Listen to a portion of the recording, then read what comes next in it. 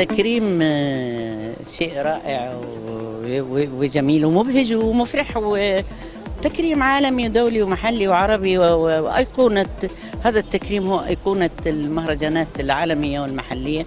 وإحنا أنا فيه من ولادته علي الدكتور فوزي فهمي وأنا طالبة في الأكاديمية، وإحنا نتابعه دورة بدورة، من طالب للباحث لكاتب للآن بتكرم فيه. فأنا في بيتي وبشكر كل من قام على هذا المهرجان، وزير الثقافة المبدع الشاب، وأيضا الدكتور سامح مهران. أنا شايفة التنظيم حلو قوي وشيء رائع جدا، شكرا ليهم.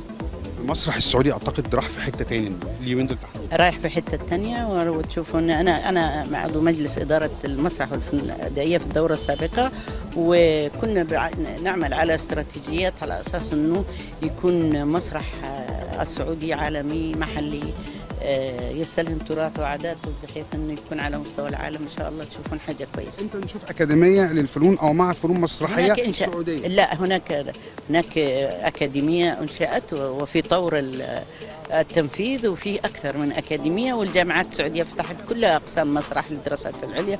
شيء رائع جدا.